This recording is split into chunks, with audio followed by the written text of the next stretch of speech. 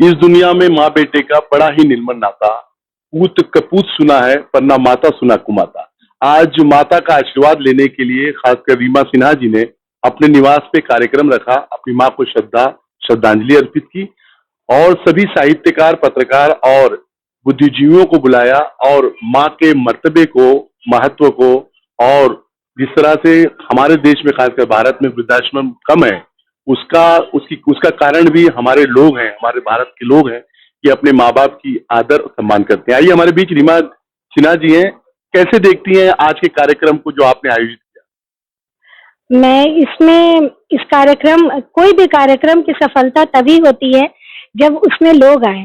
तो मैं तो सर्वप्रथम अपने पत्रकार भाइयों को और अपने जितने भी कवि मित्रों को शुक्रिया अदा करना चाहती हूँ कि वो लोग आए और माँ पर रचना सुनाकर इस कार्यक्रम को उन्होंने सफल बनाया। मुझे ऐसा लगता है कि सफल बनाया और क्योंकि एक आयोजनकर्ता को सदैव ये लगता रहता है कि उसके कार्यक्रम में त्रुटियां ना हो। वैसे अजीत सिद्दीकी सर का साथ रहता है तो त्रुटियां नहीं हो पाती हैं, वरना मैं अकेले तो नहीं कुछ कर सकती हूँ। ये उन्हीं का सहयोग है कि जिस वजह से मैं आयोजन का सोच भी लेती हूँ, वरना आज से 2 साल पहले मैं कहीं निकलती भी नहीं थी। ये चीज सर भी जानते हैं और आज मुझे लोग एक ऑर्गेनाइजर के रूप में जानने लगे हैं, तो इसका श्रेय मैं सर को देती हूँ। और इस कार्यक्रम में आप लोग आए, आप लोगों ने इतना लाइव किया, क्योंकि पत्रकारिता वैसे भी चौथा स्तंभ माना जाता है।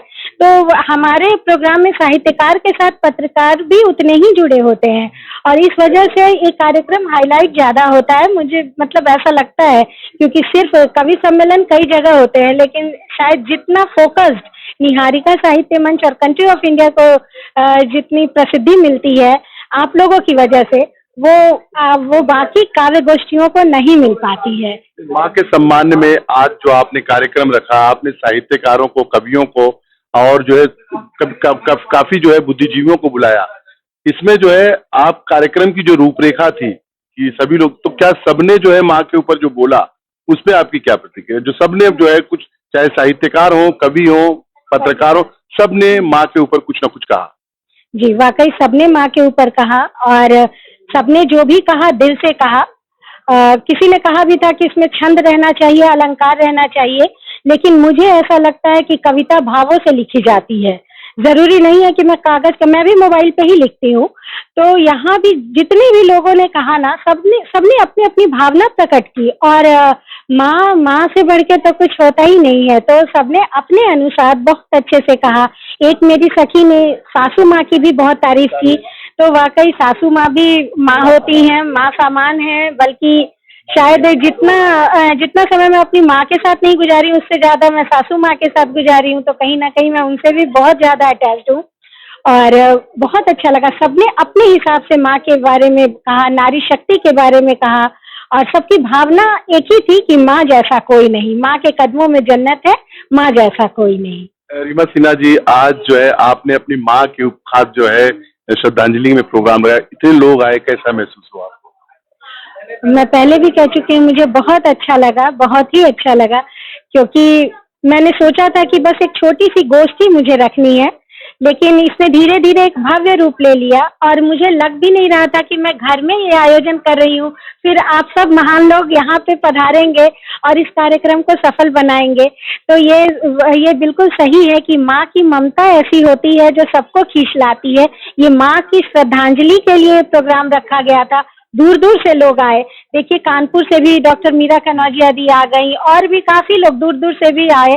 तो मुझे लगता है कि बहुत ही खुशी भी हुई और अच्छा लगा कि माँ की ममता आज भी सर्वोपरि है। जब तक बिके न थे तो कोई पूछता न था, तुमने खरीद कर मुझे अनमोल कर दिया।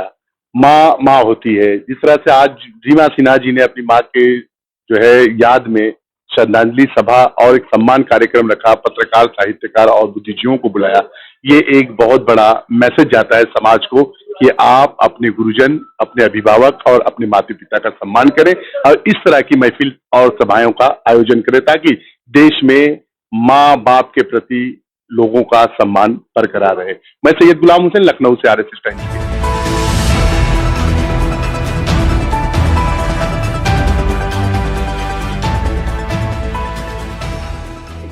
इस वक्त हम लोग उत्तर प्रदेश की राजधानी लखनऊ में आज निहारिका साहित्य मंच द्वारा आयोजित माँ के सम्मान के ऊपर कार्यक्रम आयोजित किया गया, जहां पे मीरा कनौजिया जी आई हैं कानपुर से खासकर। आइए इनसे पूछा जाए, क्योंकि ये केंद्रीय विद्यालय में अध्यापिका के रूप में काम कर रही हैं, उनके पति भी हैं, वो भी एक अध्यापक हैं। आइए पूछा जाए क्योंकि ये भजन भी करती हैं, शिक्षिका भी हैं, 4 बच्चों की माँ भी हैं, सभी दायित्वों का किस तरह से पालन करती हैं। मीरा जी, थोड़ा अपने बारे में आप परिचय दीजिए। आपने कब जो है केंद्रीय विद्यालय ज्वाइन किया, किस उम्र में, इस थोड़ा आप बात बताइए। हाँ, सबसे पहले तो मैं सबको नमस्कार प्रणाम करती हूँ। मैं डॉक्टर मीरा कनौजिया। मेरे संघर्ष का एक दौर है, लंबा अनवरत गति से गतिमान है, जो कि उसका श्रेय मेरे पति को जाता है, जो कि शिव प्रताप कनौजिया, जो केंद्रीय विद्यालय में पहले से ही कार्यरत थे। इन्होंने, जब मेरी शादी हो गई हाई स्कूल में, तो इन्होंने मुझको पढ़ाया और कहा कि अब हमारे 4 बच्चे हो गए। हाई स्कूल में शादी होने के बाद मेरे 4 बच्चे हुए और 4 बच्चों को लेकर मैं कानपुर आई, और कानपुर आने के बाद इन्होंने मेरा एडमिशन रेगुलर करा दिया। तो कहा कि हमारे 4 बच्चे हैं और आप पढ़ाई करिए और मैं आपको केंद्रीय विद्यालय में ले आऊंगा। तो मेरे अंदर लगन थी, निष्ठा थी, तो इन्होंने मुझे एडमिशन करा दिया रेगुलर, और मैं BA पार्ट 1, 2 और 3rd ईयर करके मैंने MA first year second year किया। उसके बाद इन्होंने मुझे B.Ed में दाखिला दिखवाया, वो भी रीजनल कॉलेज अजमेर, जो कि हॉस्टल में, गृहस्थ लाइफ में मुझे हॉस्टल लाइफ दिखाई। 4 बच्चों के पश्चात 4 बच्चे मेरे थे, छोटे छोटे। बड़ा बेटा 5 साल का होगा, उसके बाद सब छोटे छोटे बच्चे थे। और मेरे समझिए 24 साल में मैं 4 बच्चों की माँ थी। उसके बाद मैं निरंतर कार्यरत अध्ययनरत रही और फिर मैं B.Ed करने चली गई रीजनल कॉलेज अजमेर, और वहाँ पर मैं अपने छोटे छोटे बच्चों को अपने पति के पास छोड़कर चली गई थी। लेकिन मेरा छोटा बेटा जो राहुल कनौजिया था, वो मेरे साथ गया।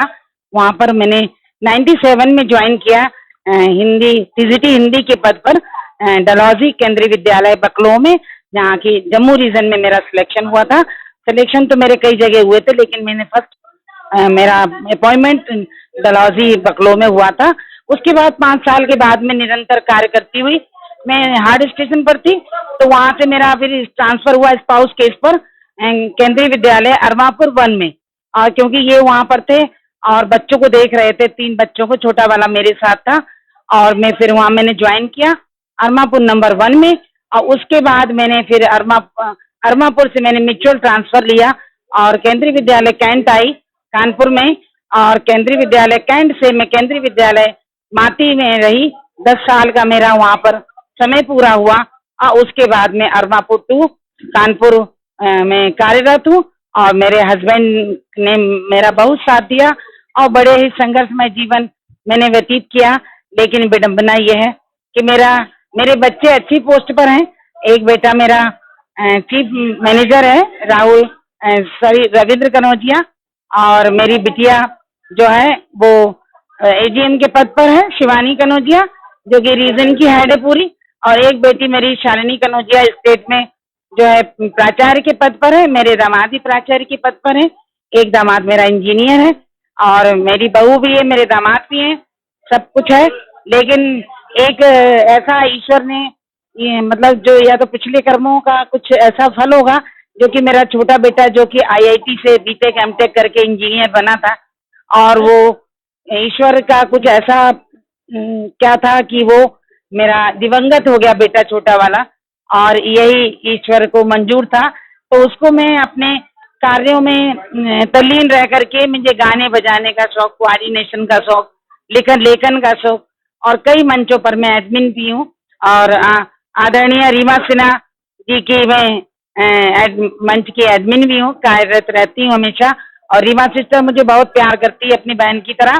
और कई मंचों से जुड़ी हुई मेरी पुस्तक भी प्रकाशित हुई है, एक मुस्काते कंटक की पीर और दूसरे मीठे विष का प्याला, जो कि मेरे संघर्ष की गाथा को, वेदना को पूरी तरह पूर्ण रूप से व्यक्त करता है। और मेरे जीवन की श्रृंखला अनवरत गति से गतिमान रही, और आज मेरे ये पति हैं और मेरे 3 बच्चे पोस्टेड हैं, और एक बच्चा भगवान को प्यारा हो गया, शायद उनकी यही मर्जी होगी। और मैं आप सभी को धन्यवाद प्रणाम करती हूँ, अभिनंदन करती हूँ। आपने जो है, अभी हमने देखा कि धार्मिक गान भी बहुत अच्छा गा रही थी, और आपने आज की जो जो प्रोग्राम था उसको भी अच्छी तरह से सजोया। कुछ आप सुनाना चाहेंगी हमारे दर्शकों को? तो हाँ, गा के सुना दीजिए, बजा के। आपने देखा, आपने ढोलक भी बहुत अच्छी बजाई और राम भक्ति पे गाना भी बहुत अच्छा जो है आपने गान किया। थोड़ा देश का गाना, देश प्रेम का। कही इसमें तो आवाज नहीं आ रही भाई साहब? नहीं हो जाए। अच्छा। एक थे हम, एक ही रहेंगे, भावना में डूबे दिल से बस यही कहेंगे, बस यही कहेंगे।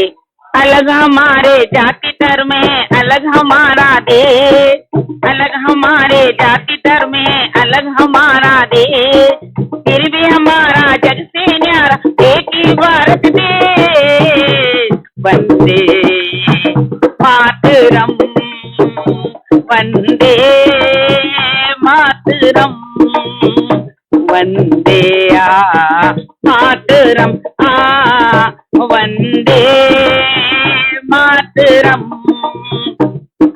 प्यारा है हमको वतन जान से, संभाला है इसको दिलो जान से, और गंगा यमुना बहती है शान से।